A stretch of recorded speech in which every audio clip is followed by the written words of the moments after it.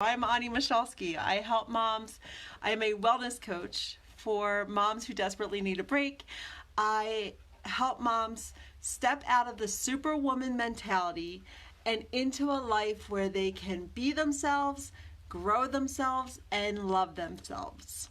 Today we're talking about self-care being a personal thing, how it's not a one-size-fits-all kind of thing, and especially got these cords all over, especially as moms, we really need to make it a personal thing because one, we may feel super guilty for even engaging in self-care, and two, many of the ideas that you might find on the internet or read in a book may not be what you want to do or what you choose to do, or might not even be what fills your bucket. And really that's what self-care is all about. It's all about filling your bucket, nourishing your soul, and meeting your own needs so that you can be there and present with your kids and with your husband and with your family, and just living life to the fullest. But you need to be able to fill your own bucket in order to do that. And this is going to prevent, in the long term, you feeling depleted, feeling like lack of energy, and just not really getting all that motherhood has to offer. And so it's super important to engage in self-care. It took me a long time to realize that this is what I needed.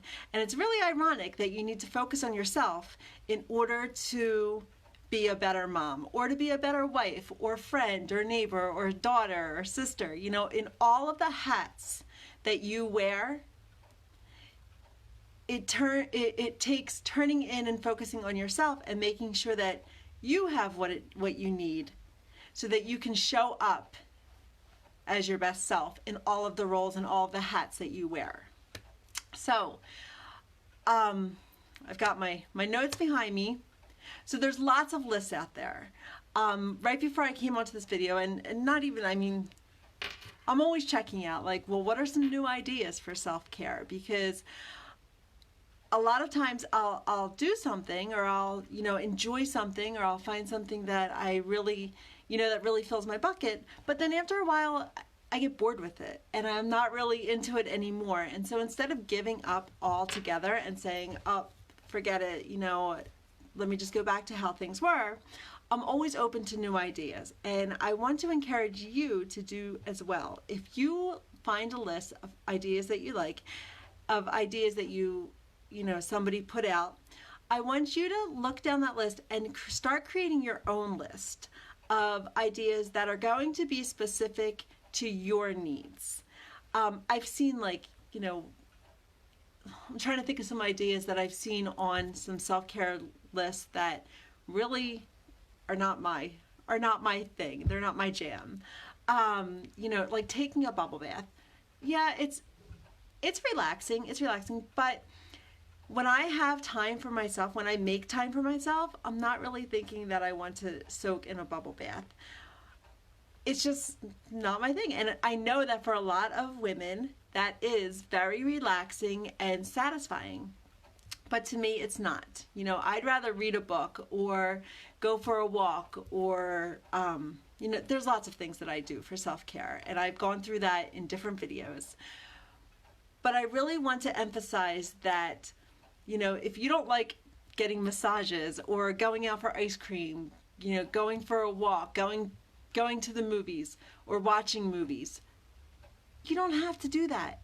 You need to find something that is specific to you and that will fill your bucket. And by fill your bucket, what I mean is replenish you and create, I talk about filling your bucket a lot because I picture,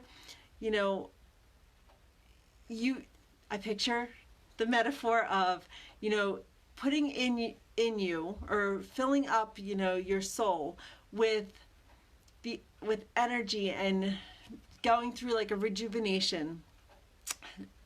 And once you fill up your bucket and give yourself what you need, to the point you're overflowing, you have plenty to give to other people. As moms, we consider it our job to be giving, and many of us are, we want to give our best to our kids and to our family, and make sure that everyone around us is taken care of. But if you are lacking, you're not going to have as much to give to everybody. And you know that old saying, when if mommy ain't happy, ain't nobody happy. This is really true. And nobody's going to make you as happy as you can make yourself, because even better than your husband, what makes you happy. And if you don't know, then maybe it's time to engage in some self-discovery to find out, what are you passionate about? What are your needs? And I'm not talking about just physical needs, but like your psychological and emotional needs. Because self-care comes in many forms, and you want to make sure that your needs are being taken care of. And so that is, looking at your financial needs, your social needs, your physical needs, your mental, your emotional, did I already say spiritual? All of the different parts of you, not just brushing your teeth and getting dressed in the morning. And for some of us, that is basic self-care. Well, for all of us, that's basic self-care, but I'm asking you to take a step further, because you need to be able to fill your bucket and meet those needs that are deeper than just skin deep. So I mentioned, not giving up. It's fine to look at all of those lists, and I do that myself to get inspiration, but I'm not going to copy off a list and say, okay, this is what I'm going to consider my self-care. And when there's only 2 things on that list that fill my bucket, I don't give up altogether. There's like I said, there's lots of lists out there that will, you can pick and choose, but you want to make sure that it's specific and that it's going to fill your bucket. And if it doesn't, keep trying, keep looking and sifting through all of the information out there, because you can get lost. It is a rabbit hole. But the idea that I want to pass on to you, what I want you to take from this, is don't give up just because there's nothing on that you're finding. Ask yourself, what is it that relaxes you or that rejuvenates you? And what are some things that I want you to come up with a plan, a self-care plan. I'm all about writing it down. So once again, I'm going to say, write your plan down.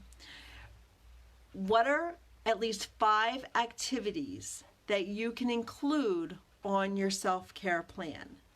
When are you going to do it? And this, for moms, is super difficult to figure out. You are so busy and you have a gazillion things on your plate. So it's important to figure out when you are going to do the self-care activity. And this may be, and I want you to have an assortment of things.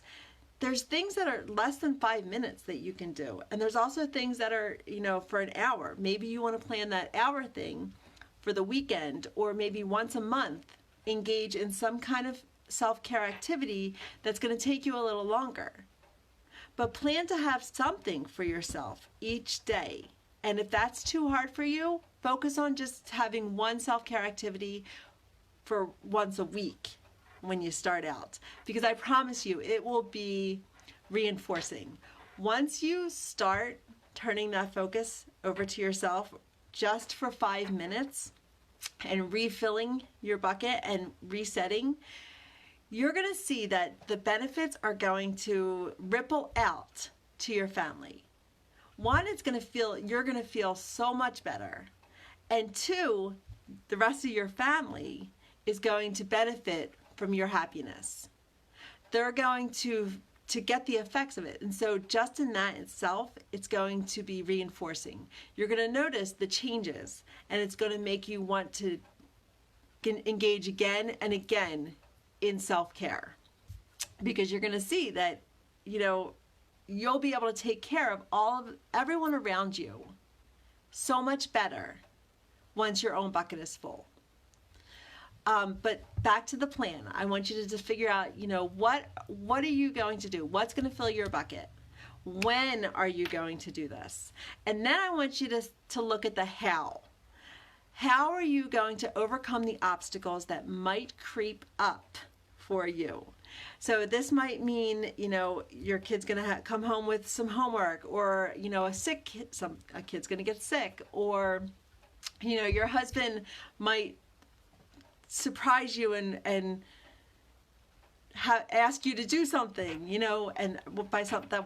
But what I mean by that is like, hey, honey, can you make these phone calls, or can you go pay these bills? Like, those kind of things are going to come up. You're going to get requests of you. And so you've got to have that plan B in place so that you don't sacrifice your own self-care to please everybody else, because that's going to happen. I mean, let's face it, that's what we do. And so having that plan B in place will help you. And now I'm just going to take a peek at my notes. Tell somebody. That's the other thing I wrote down, because I feel that that's important. If you tell somebody, you'll have that accountability. Let people know. Let your family know. Let some friends know that this is something you're going to do. If it's something that you want to make regular and you want to make it as part of your routine, you want to let people know so that they can hold you accountable. And then lastly, ask yourself, how am I going to feel after this?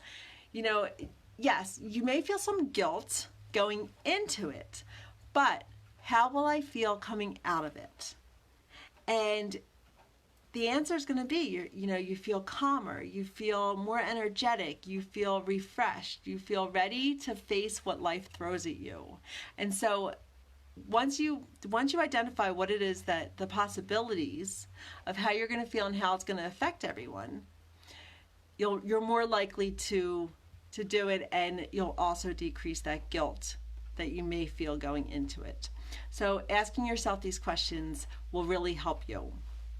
And so I challenge you to come up with a list of 5 things, whether you research it or you just you just take the time to write down 5 things. Stick to 5 things that will take less than 10 minutes, because if you are new to taking care of yourself, you don't want to be overwhelmed to the point where you give up completely. Doing something is better than doing nothing. So let's stick to coming up with 5 things, 5 activities that will fill your bucket, but that take less than 5 minutes, because I know we're all very limited on time. And so I want you to fill that bucket and make it as easiest as possible for you right now. I also offer, you may still have some excuses. You may still be saying to yourself, but Onnie, I don't have time, or the guilt is just too high and everything's gonna fall apart if I step away for 5 minutes to take care of myself, or to do any of these activities that you're encouraging me to research.